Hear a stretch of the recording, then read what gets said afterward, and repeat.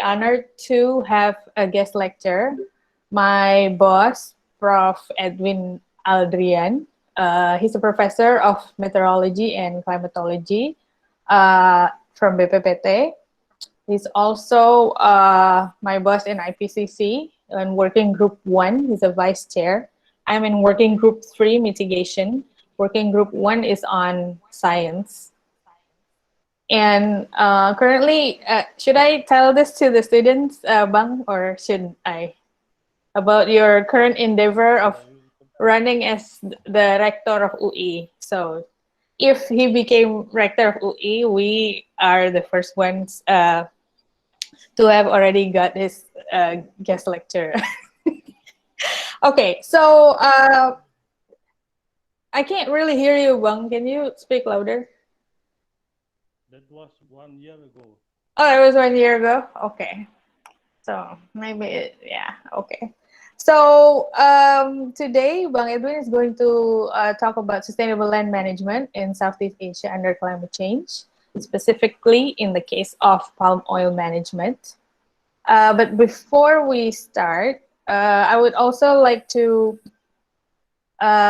inform you that our next guest lecture, Miss Wendy Yap, who is the Director of International Relation in National Parks Board Singapore, is observing us because because she wants to know how we run the class.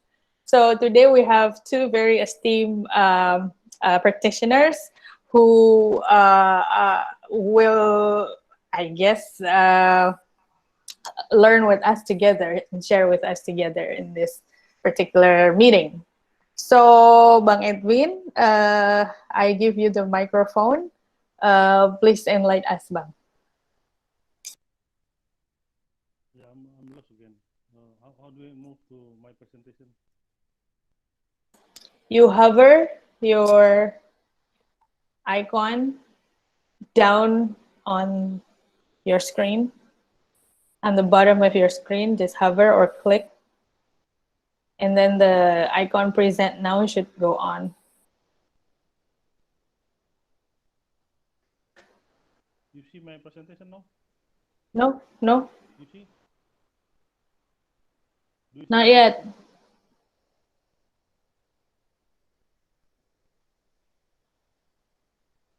Hello? Do you see my presentation now? No, not yet.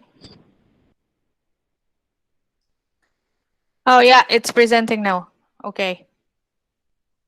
So, students, please do not be shy. If you don't understand anything, please just interrupt as usual.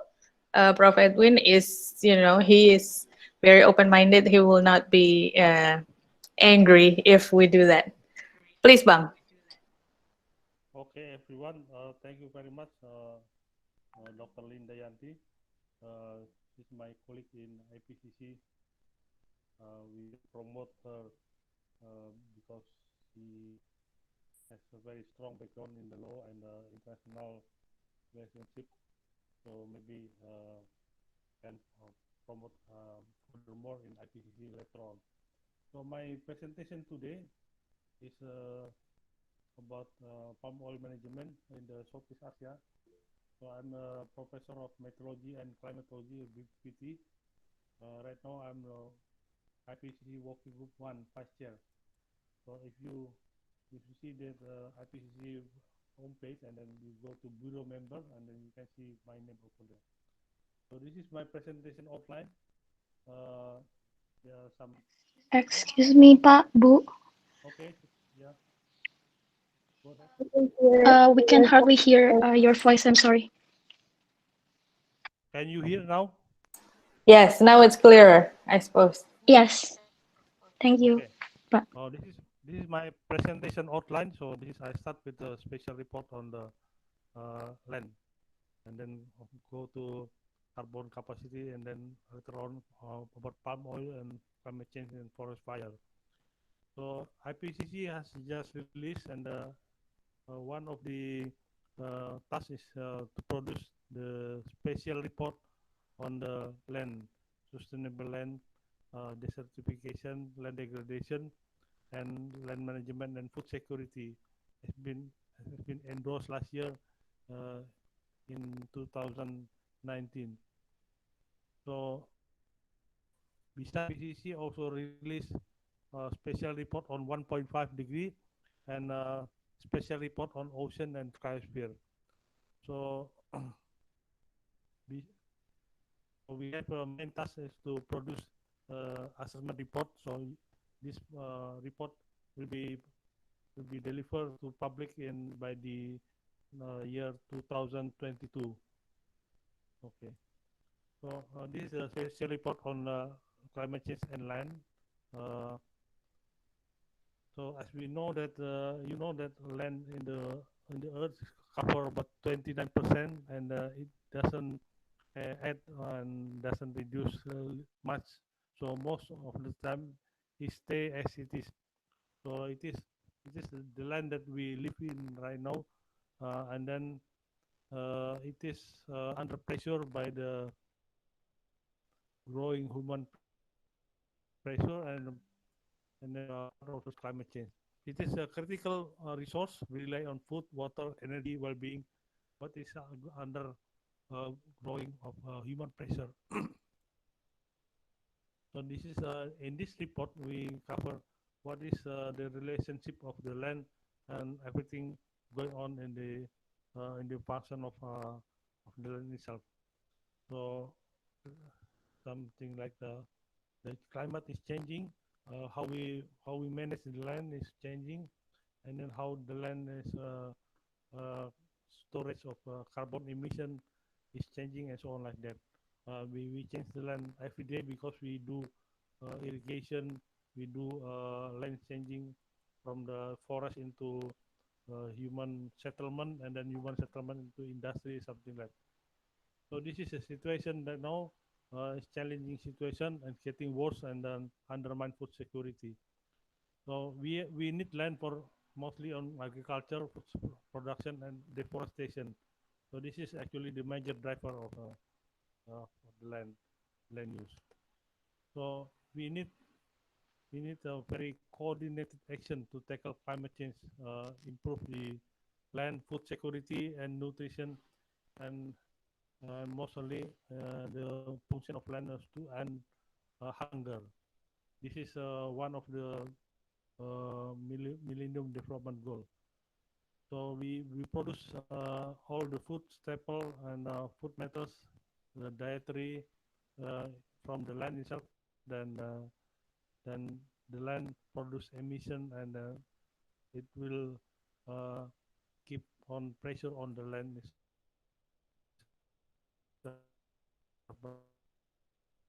by whatever we change. So we tackle land degradation. Land degradation is that if some land area degraded in the value because of we use it, and then because not always continuously, that we must have a little bit like sustainable land use. So we need to prevent and adapt to further climate change issue. So this is the Sorry, Bang Edwin. I yeah. think the slide is frozen. It Frozen now. doesn't. Yeah, it doesn't move from one. We still see the cover slide. Oh, I already moved.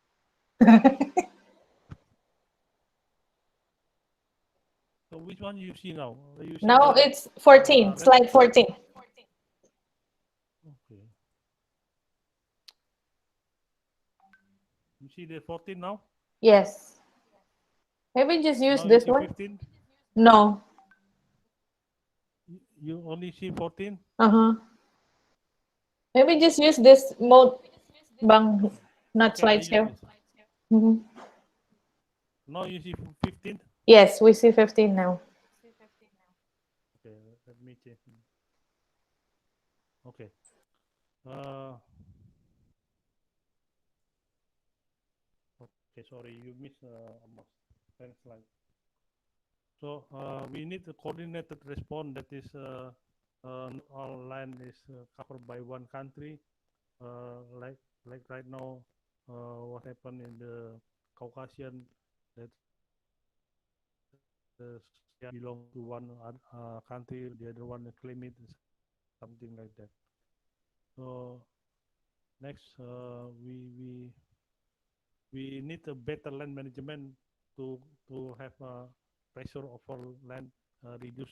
So this is exactly what we cover in the IPCC special report on land. Then I will move a little bit on the forest carbon capacity in Indonesia. So as you know that from land use change, the tropical deforestation in the early 2000 is about 13 million uh, hectare per year. So the number is now reduced very much, and then the mostly in the happening in the tropical America, Amazon, and the tropical Asia, and then Africa. This is the three land covered over globe in the tropics. So the three area. So I just need you to take this number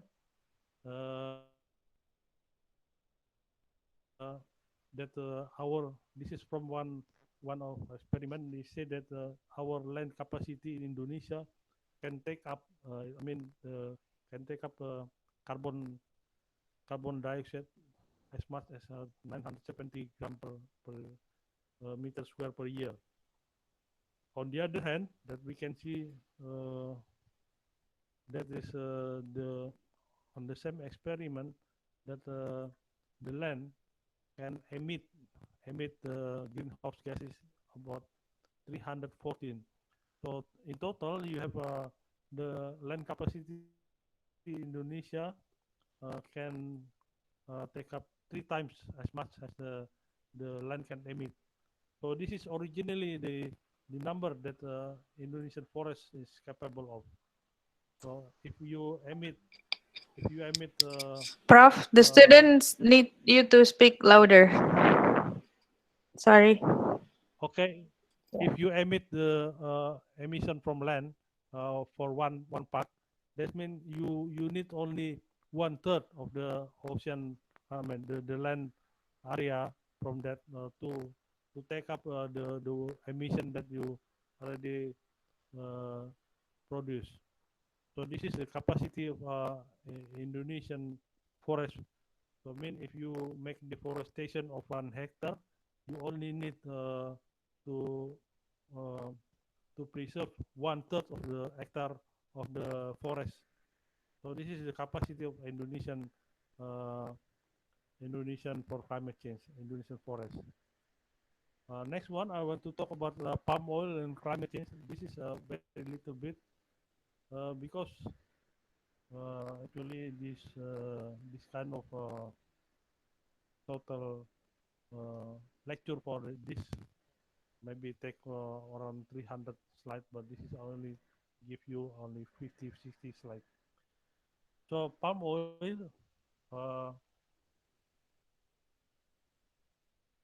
so you know that palm oil is capable of producing 13.7 ton per hectare. Yeah, this number is very good and too much. So I mean, uh, they only release 3.6. They only release 3.6 ton CO2 per hectare. So therefore, the palm oil plantation could absorb 10.1 uh, CO2 per hectare. Oh, sorry, I'm not so good on.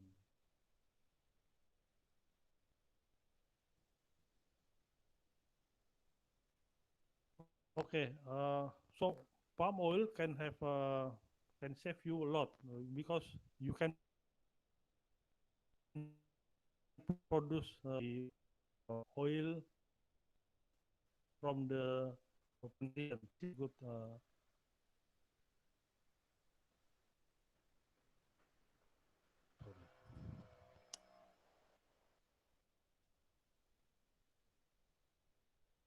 Okay, so for palm oil production, I'm sorry, I'm not good for this.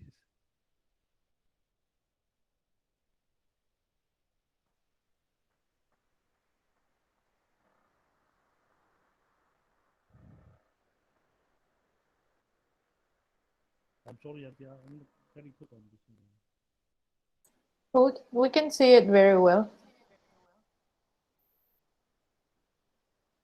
I'm lost again. I don't know where. We are in slide of estimated net CO2 emission due to oil palm plantation establishment from 2010 to 2020.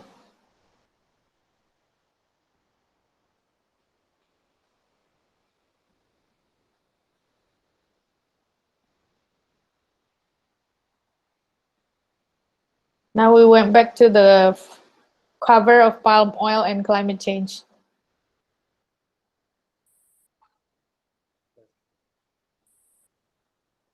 Okay, what I want to say is that palm oil produce very much oil for energy. This is sorry,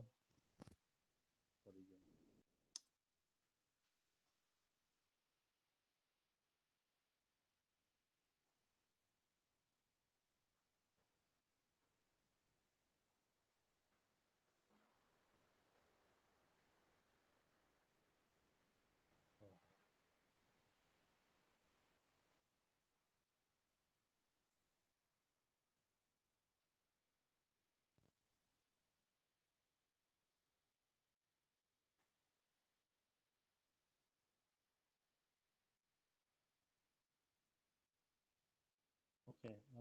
Let me continue. This is for palm oil production, mostly by Indonesian and Malaysian. It cover almost 90% of the palm oil production. So, but it is not originated from this area. It is originated from Africa. So, percentage of palm oil is mostly in Indonesia and Malaysia right now. So we can study, for example, what happened in the future. What happened in the future if we see the climate and then so on like that. Uh, so we can see where is the potential land for palm oil. So we can study this under, for example, in my area, you can study using a climate model. You can put for palm oil what kind of the temperature which is best for them, or what kind of the humidity and so on like that, and then you can put everything in the in climate model and then see what happened. Uh, I don't know. I'm not in control of this slide. I don't know. It's changing all the time. But you can start using climate model to see uh, how big palm oil production in 2030, 2070, 2100. How will the palm oil, which is suitable or not for the future climate change? So this is like how to stop this? I don't know. Please. So you can change the some parameter in the climate change model and then see how the palm oil is suitable for this area. So actually there is no consensus on the global impact of agricultural production and then how the food security will be affected by palm oil. This is one area of study. The other one is you see right now on April 4th, the European Parliament already produced resolution. Sorry,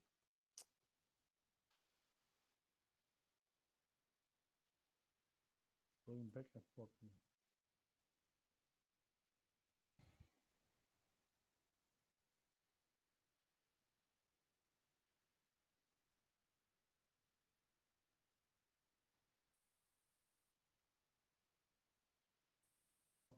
The European Parliament on April 4th already released what they call is palm oil and deforestation in rainforest.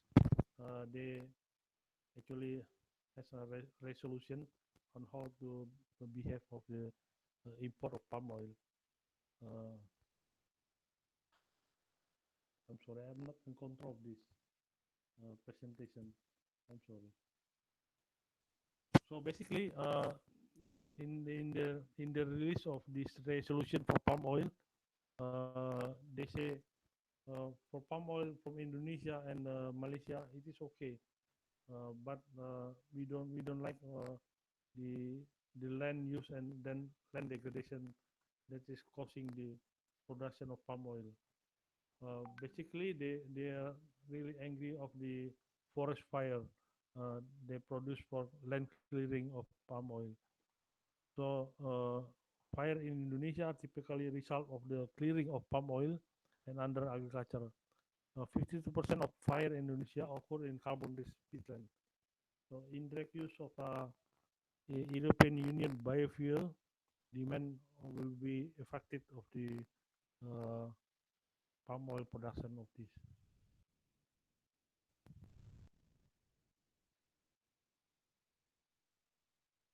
Okay, uh, the next one I want to talk is about the palm oil and forest fire itself. Oh.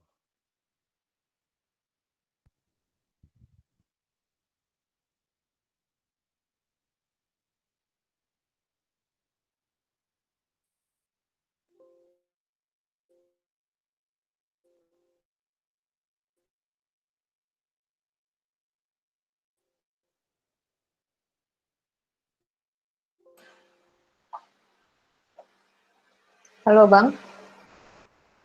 Network Are you still there? Yes. Okay. Yeah, yeah. This is the slide is just moving back and forth. I'm not in really control here. So this is right now I'm going to tell you the story about the relationship between climate and forest fire. So basically in this area, the climate and forest fire, it is much a relationship. Like this year, it is La Nina year, and government already declared that. So actually, there's no much forest fire in this year. But during El Nino year, there's a lot. It is highly correlated with the climate. So this is the carbon released by forest fire emission due to fire. You can calculate this. I have this number couple years ago, going back to 2010 from 1997. So Indonesia was accused as the third emitter at the time. Oh.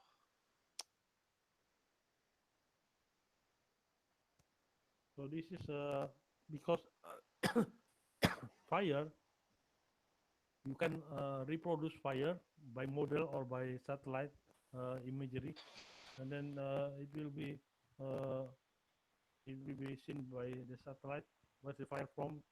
From here, you can see that the fire come from the Rio province, goes to Singapore and Johor Bahru, something like this, and going forth to going further to Philippines. This is a aqua model satellite. So usually fire for the forest fire like this, causing the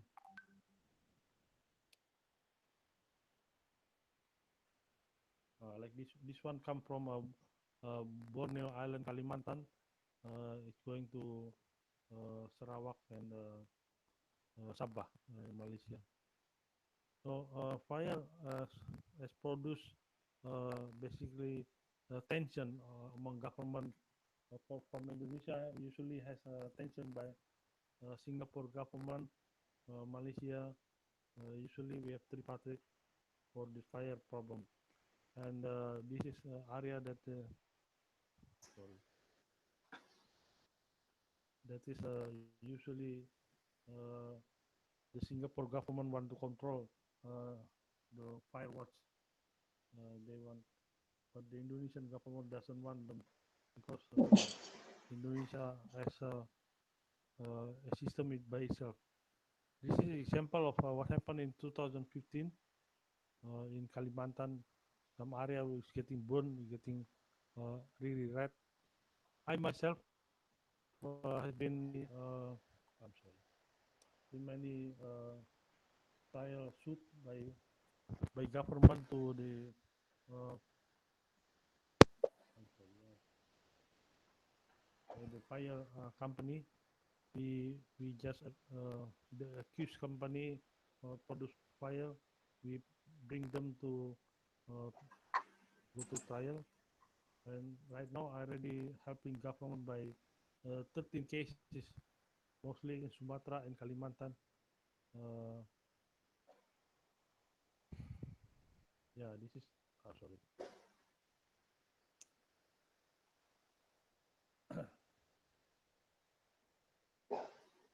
So this is the case of forest fire that I helping government to have. Most of them have very large number in the acquisition, but it's very difficult for government to reclaim this number in term of money, because in many cases it's not easy to claim what you already put into trial. Okay, uh, so uh, so right now I'm going to take you on the palm oil and bioenergy. This is one other problem that we have right now in Indonesia. So basically, the palm oil can produce. I'm sorry. Can produce for food and for energy. This is already known by many people.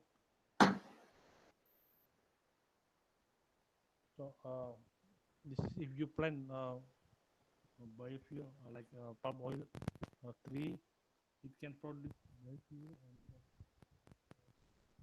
for energy. The problem here that is from land clearing you have a lot of emission due to forest fire. But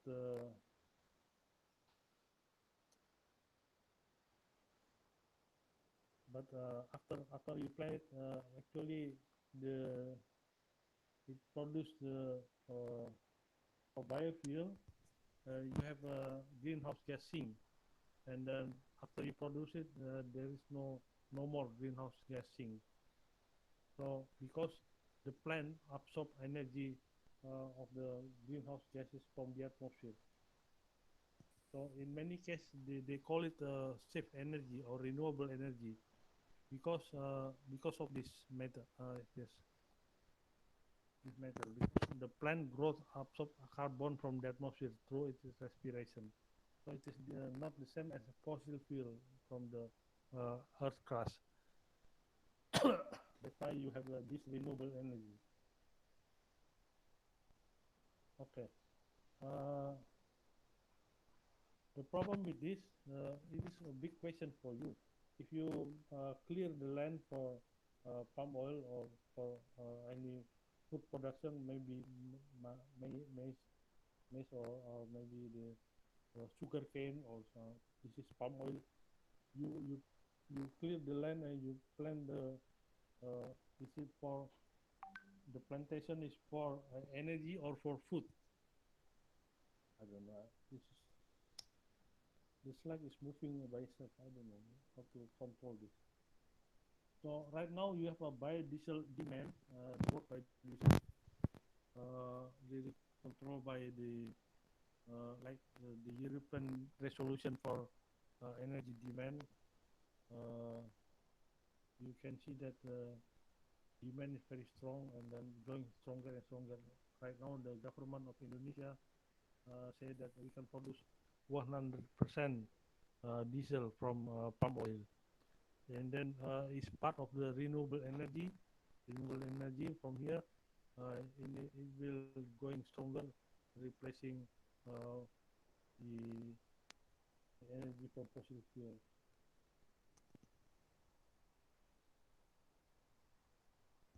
I'm not in control of this slide. So, sorry, the slide is moving by itself. Sorry, the good news is that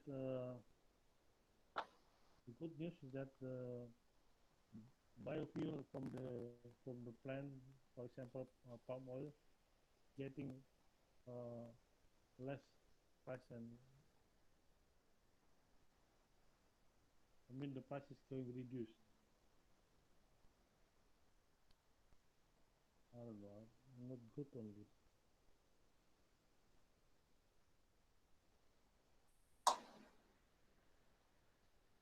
Yeah, it's okay, Prof. Just tell us the story. It's okay. The slides does not have to be on. It's all right.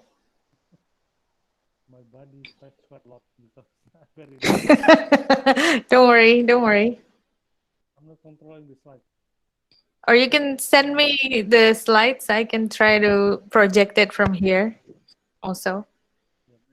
yeah, it's almost finished. Yeah. So the problem with this, because the palm oil produce much more energy. This one is and global energy demand is increasing, and I think this is the price is going down. Uh, this is good news for us because if you compare the rapeseed,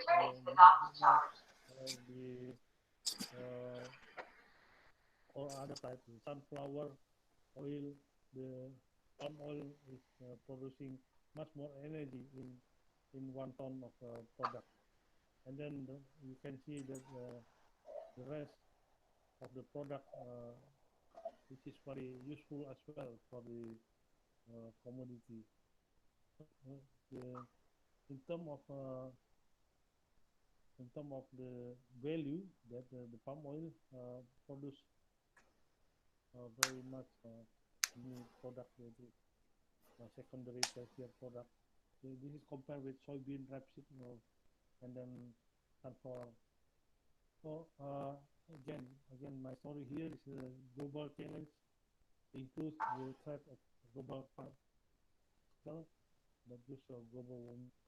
So for one clearance of 1 hectare of plantation, we need 1/3 of the hectare to bring the balance. I think this is good news for Indonesia actually. The maritime continent is suitable for palm oil. Even if you see the projection for 100 years in 2100, you can see that Amazonia maybe not good anymore, but the Indonesia and Malaysia is still very good for that. The future climate model scenario can project that Indonesia and Malaysia is best for the palm oil production.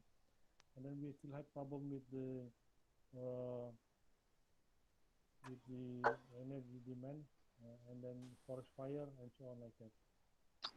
I'm sorry for all of you, and thank you very much for your kind attention to me. I'm sorry. Okay. Thank you, Prof. Edwin. Any questions from the students? Actually, this is next big news surrounding country for Indonesia. Your voice is very slow again, Prof. Actually, Edwin. this is make Yeah. big news in deal with pollution, forest fire. But not this year. This year is very good because we have uh, quite wet year and La Nina year. So this is not big news right now. Uh, So maybe, but maybe the students, Prof. Edwin, maybe some more explanation on the differences between El Nino and La Nina, Prof. Because my students are law students, they probably didn't understand that. yeah, El Nino and La Nina happening in the Pacific. El Nino make Indonesia dry season, musim kemarau drier. La Nina makes dry season become wetter. So right now we have wetter dry season. So we have a wet, dry season. Wet dry season 2020. Yeah. Ah, okay. So less forest fires. Yes, less forest fire. This is uh, it's good news for us. I already predicted something like that.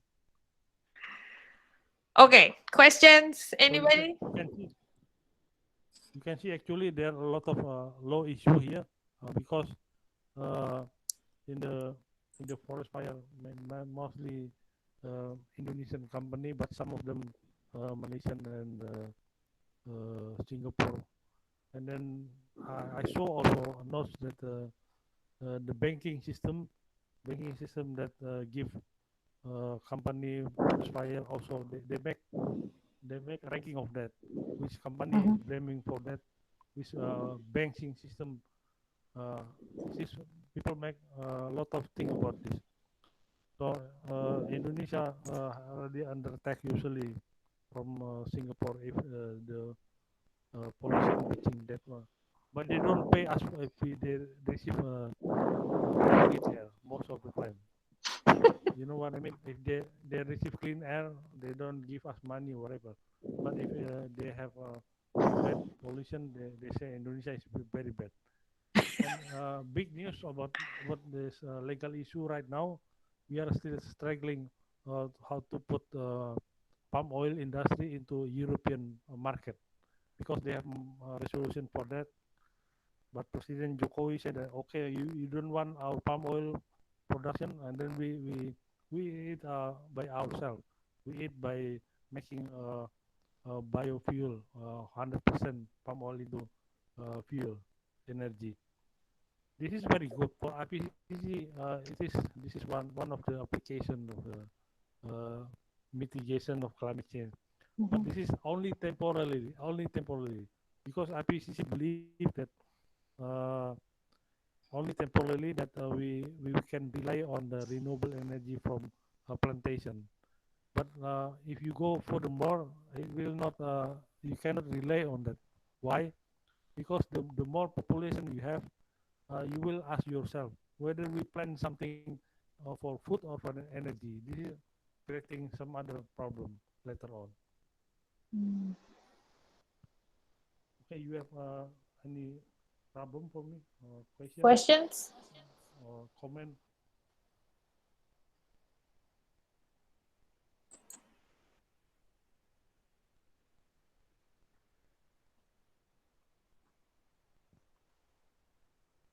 Yes, I do have a question if it's allowed. Yes, RD, please go ahead. Uh, in the slides, we see that, as explained by Prof. Edwin, the Indonesia has pressure from Singapore and the European Union over the excess of palm oil burning smokes. What I would like to ask is that, um, what are the threshold of AMDAL for allowing these oil plantations to, let's just say, dotted all around Indonesia in Kalimantan and Sumatra if the consequences are as big as Singapore covered in haze and Malaysia, the flights are canceled, something like that. Thank you. Okay, thank you. We have Louder, a team Prof. in the Louder, Prof. we We have a can't hear team you. in we have a team in the Ministry of Forestry and Environment that deal with this. Uh, the problem is not so simple because when you plan to open up a plantation, you already have a plan where you want to open it, and then you will ask for permission, and then like many uh, secure right for you from the local government, from the central government, or whatever. And then usually these people, the big company, they will do land clearing before uh, before the clearance for your work is given to you. So it means that it is create a problem by law because you cannot say that you are blaming for this, and then you say, why blaming for me? I'm not even given my right to do something there. So that is one problem. And then many problem is that they hire people from outside to stay there. Maybe in Rio they hire people from South Sumatra to stay there, and then getting the problem. And then there some other problem. Uh, Usually they blaming outsider to have to send fire to their location. It is not so simple as that to claiming that. But right now the satellite and the model trajectory, you can back trajectory and then takes what happened uh, in the satellite detection, because satellite detection now it is legal by law system in Indonesia. It is one of the uh, legal what media to present to the jury, uh, which is like that. So by by uh, by WHO, the permitted pollution is 150 particulate per uh, cubic meter. That means it's very low number. If you have one close airport, that means you cannot see in if you go to 2 kilometer, you cannot see what happened above 2 kilometer. That is very thick pollution that you have. So there are a lot of issue for this. Again, uh, the European Union want us to have a land clearing which is safe without burning them.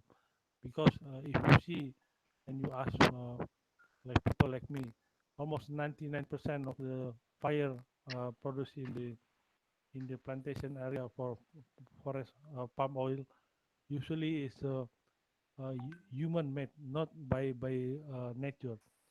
By nature, you can have fire in Indonesia by the volcanic activity or by thunderstorm, by lightning. So beside of that, there is no more fire. So, but the problem is this fire occur in the dry season. So how come you have you don't have volcano nearby? You don't have lightning in the dry season, something like this. So it is not always so simple of that. Uh, so I can I mean my answer maybe at least give you some uh, problem in front of you. See you later on. Okay, Linda. Yes, thank you, Prof.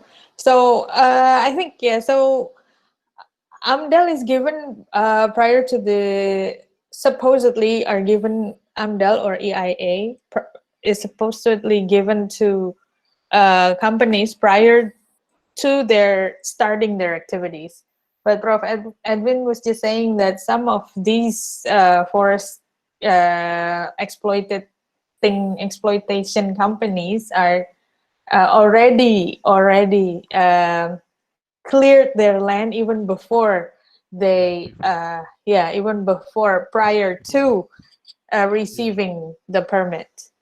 yeah, And it's also not just company versus the state, because the forest fires in Indonesia involves many other actors, also local government, also small holders like small farmers, and even local elites sometimes are also involved in forest fires uh, or land clearing in this case. Okay, more questions?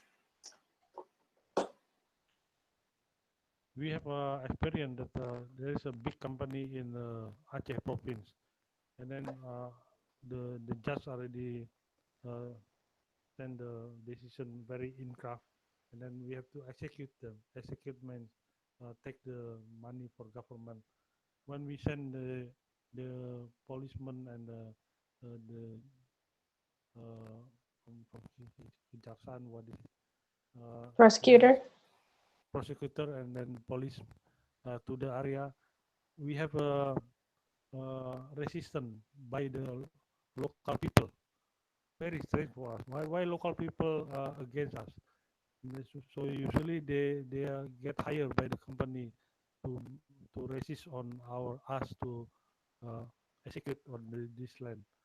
So it's not very simple. Even government win, mostly win, 99% government win on the trial to this company. Because if this company fail in the uh, local court, and it will go to provincial court, and then it will go to the Supreme Court. Supreme Court. So the three step is possible. Usually at the Supreme Court there is nothing they can. Oh, we lost Prof. Edwin. Oh my god. Let me call him. Okay.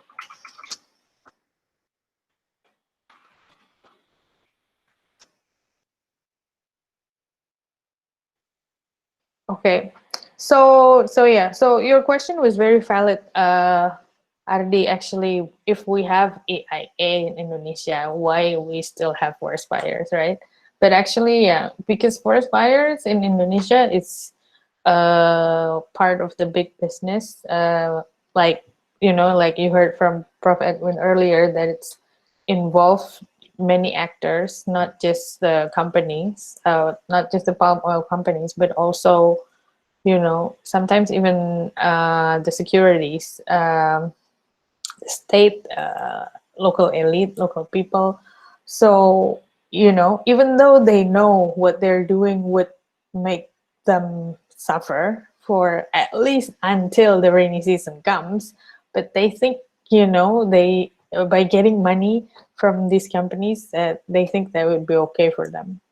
So it's a big, actually it's a big dilemma for uh, the government and also for us.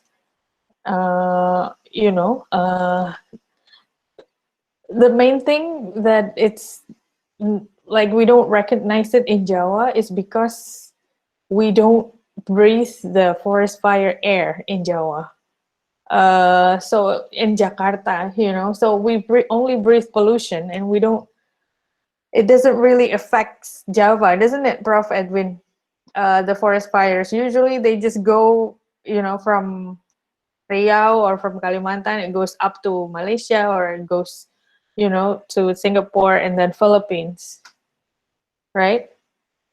You are still in mute, Prof.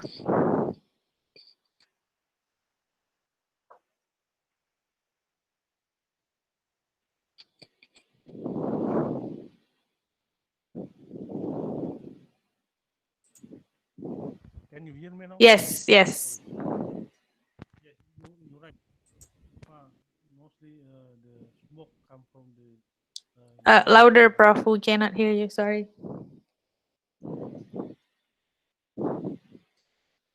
We cannot hear you, Prof. Louder. Can you hear me now? Now, yes. Now it's muted again.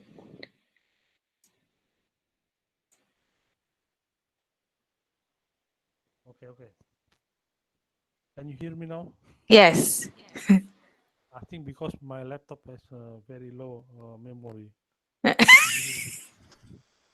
They say this application is using only small, but I have difficulty Oh, controlling this sorry. engine.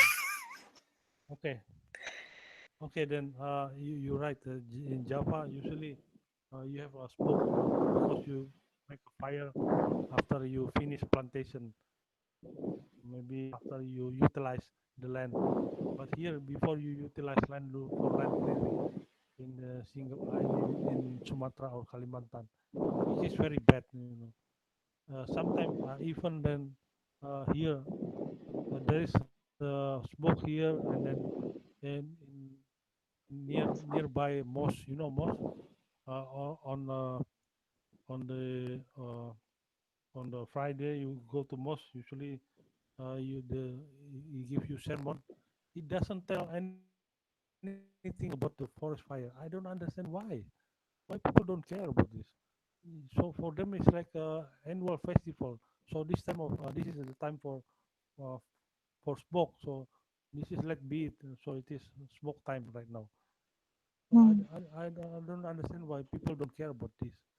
So we can use actually the maybe Nadatul Ulama or Muhammadiyah to say in the speaker in the mosque, and they say, okay, people don't go for fire, because for some of them, to create a fire is very cheap, very cheap, and it doesn't cost, and then this company give you a lot of money for this, so this is a problem for them.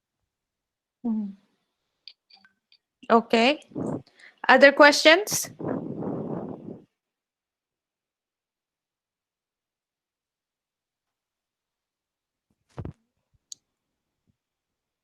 Okay, Well, the students are very quiet today, surprisingly. this is a debatable issue in Indonesia right now. It's very interesting issue about forest fire, because a lot of geopolitical issue and energy issue right now. We have problem with European and so on. So I think this is one topic I think will encourage you maybe, uh, because you're faculty of law, right? Mm. So I myself uh, from BPPT, but I'm involved in the law system in this one. So I helping the Ministry of Forestry in bringing them into court. Some of them, I should give them to judge. Oh, get cut off again. Well, we're not having any luck with the internet today. Okay. Okay, any questions from the students? Ma'am, I have a question.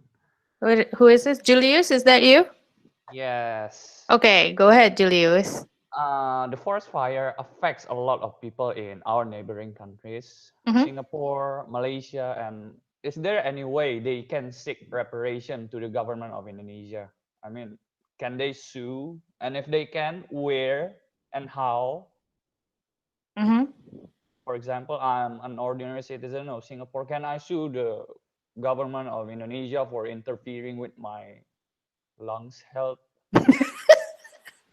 That's actually good. So, I think, hi, Prof. Edwin, are you back? So Julius had a question. Uh, Prof. Edwin, can you hear me? Okay, he's still connecting. But anyway, I can help answer, right? So I think we discussed this in international law classes, the transboundary harm principle. Do you remember, Yeah. Julius? We talk about the trail and smelter case. Yes, it's the U.S. Canada case, if I Yes. remember. Yes, it's U.S. and Canada case where they set up a smelting factory up in the I think Victoria River of some sort in British Columbia, and how it polluted the river, and the polluted river goes through the border, and it goes right into Washington State, where they have all kinds of farming activities that you know all the harvest became bad because of the specific pollution. At first they didn't know about it. It was 1920 something or 30 something, so very very early on. And then they realized it was from the water from the river, right? So in that specific case in international law, we pinned down that there is transboundary harm coming in from one country to another across the border. And within that, the judge in the case, in the trail and smelter case, underlining the one of very important principle in international law called the state responsibility. Okay, does everybody remember the state responsibility? So actually, the smelter in the Canadian border did not belong to Canada. But in because of this case, yeah, in this case, the judge decided that it was Canada as the state right, be responsible to the transboundary harm that being affected to the Washington State farmers. So they had to pay reparations. And by judging on that case specifically, if we are talking about transboundary harm, um, do you think we can use that for the forest fires, Julius? We can indeed use Mm-hmm. that. We can indeed use that principle, but how? Where? So the how and the where, the liability is clear, right? Liability is clear that although these are private companies, the palm oil companies are private companies, but based on international law, it is the responsibility of the government to be able to stop these companies from giving transboundary harm outside the country. But Prof. Edwin, you probably want to explain to the students here, because Julius is asking how and where, if Singapore or Malaysia or the Philippines in this case would like to further proceed the legal proceeding on forest fires in Indonesia. Usually, in the case of forest fire, it is we apply the strict liability. We apply this.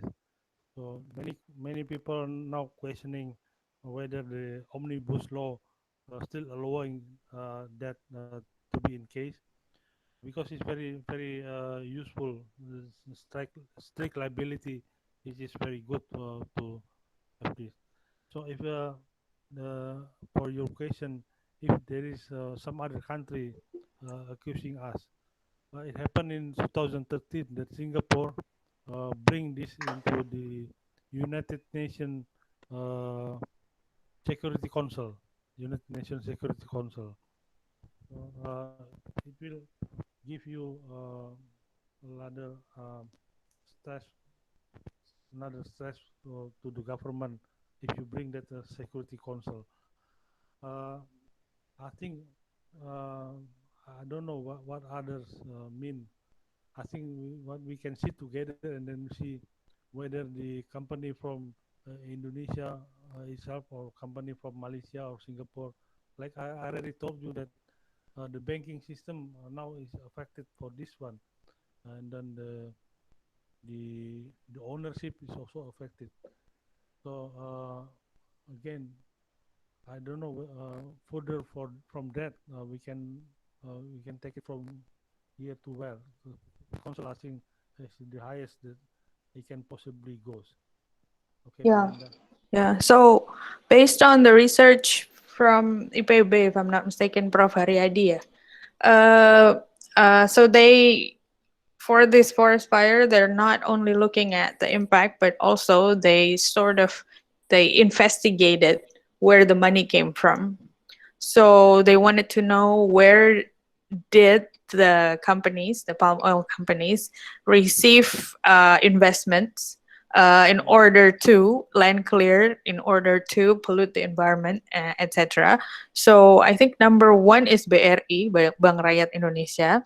Number two is the Bank of China. Number three is the I think UOB or OCBC in Singapore. So it's the banks are all over the place, not just from Indonesia, but also from China, from ASEAN countries, Singapore, Malaysia, even Philippines. So actually, when you really look at the source, it's not just Indonesia who is, in the game, in this forest fire game, but all these countries are also involved, based on that research. So going back to Julius' question, uh, Prof. Edwin is saying you can take it up to UNSC because it's when you're talking about safety and security of member countries under the UN, you go to the UNSC for complaints or also adversarial opinion, I suppose, right? Or asking for a resolution. You can ask for a expedited meeting if it's something really urgent too. And then you can also go to arbitration, right? It depends on I think your country. All be, it can be Singapore, it can be uh, Malaysia, it can be other country, whether they want to go through the legal proceeding in this case, because once you go in there, and then it will be final and binding, and we don't even know if Indonesia would have what it takes to pay the reparation, or if this country would want to be involved in the proceedings, when it's very formal like arbitration. But what we do understand that has been done is through the UN channels, but also ASEAN, right? So ASEAN has even made the ASEAN Transboundary Haze Pollution Act in 2007, and it took Indonesia 7 years. It took us 7 years to join the ASEAN Transboundary Haze Pollution Act. The last one is Indonesia. Yeah. It was made for Indonesia actually, but Indonesia didn't want to join until 7 years of the signatory time from that Transboundary Haze Act. So yeah, other countries also made their own national repercussions. I would say, like Singapore has made their own Haze Act in 2012. So of course it's a national act. So the act cannot prosecute non-Singaporean, but they can still prosecute their based on their jurisdiction, right? Whether it is within Singapore or Singaporean nationals who are involved in haze production. I think Malaysia was trying to do it also this year in 2020, but I'm not quite sure whether the Haze Act of Malaysia is already enacted. They say it's similar to the Singaporean Haze Act, but I'm not, because it's not enacted. I'm not quite sure what's the future for that specific national instrument. So Julius, I think what we have here is not just national problem. So I think the biggest experience that Indonesia has right now is the European Parliament. What is it? European Parliament ban on palm oil import. resolution. Yeah. Resolution. This is the biggest one. Then the government confused by itself. Right now we still don't know how to act against this. Yeah, because we have a lot of palm oil, but we are losing a big market to sell the palm oil. So, well, EU used to be one of our biggest market for palm oil. Yeah, so I think one of the impediments why our neighboring states, our neighboring countries do not want to sue us in the international fora, it's the fact that maybe there's a possibility that either their citizens or somebody directed from their own government is involved in the activities. So it will be very hard for them to find out during legal proceeding, because it will also be name blaming themselves. So that's why I think up until now they are still trying to restrain themselves not to sue Indonesia in the international tribunals of any sorts. Okay, Julius? Okay, thanks for the answer. Okay. Other questions?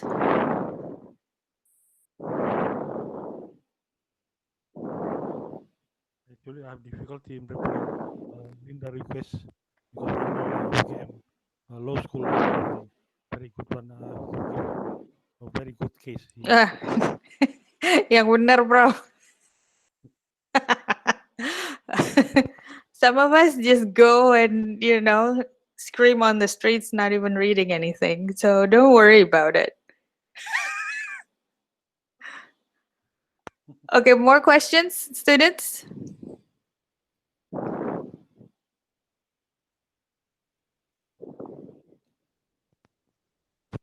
So in the central government in Jakarta, mostly we dealing with non-forest fire issue, especially like for example the water table in the peatland, how to communicate during disaster and so on, which is not the real issue. The real issue, I myself think, who caused the fire, what Mm, caused the fire, why they do start the fire, and so on like this.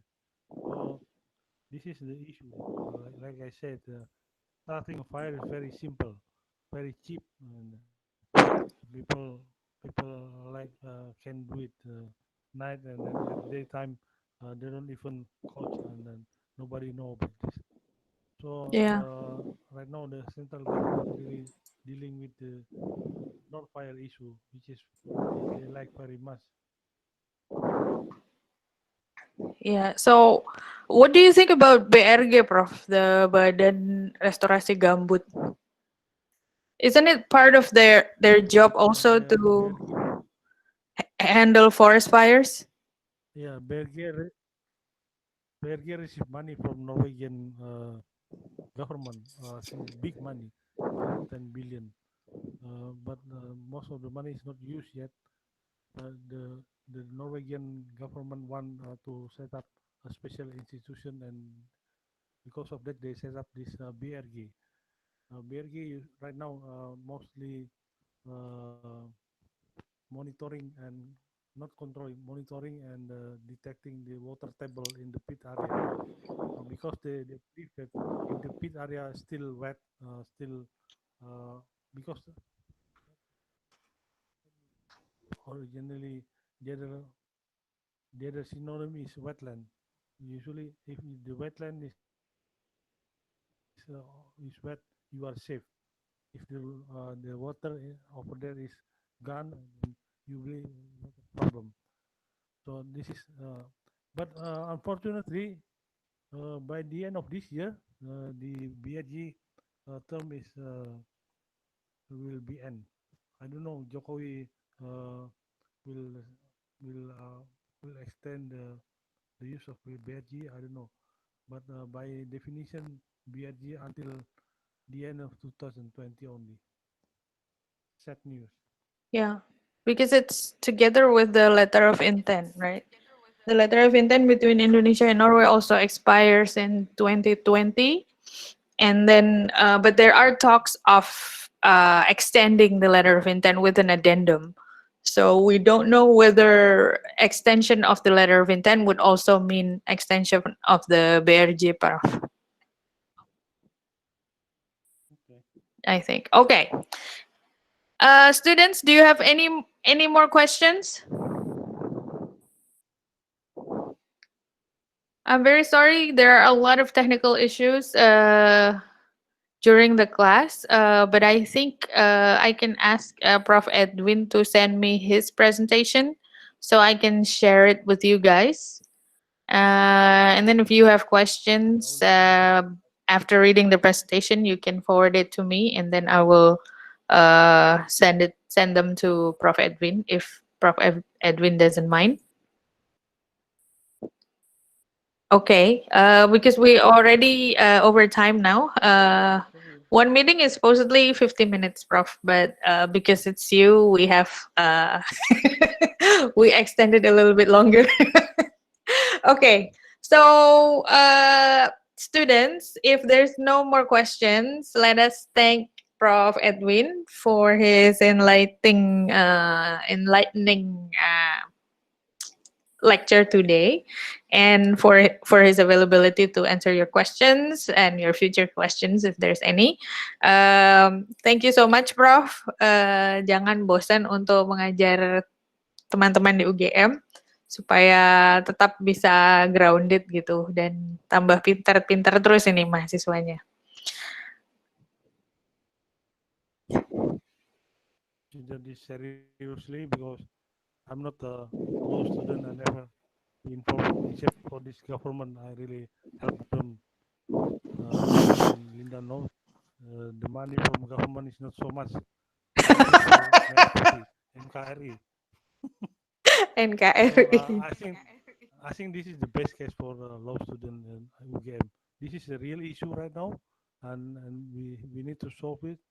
Otherwise, we have the next generation maybe only see the island like Komodo Island, which is if you go there, there is no more forest because of the climate. But this is if you do forest fire everywhere and every year, it will be no more forest for us, and then no more forest for the young generation and the next generation after that.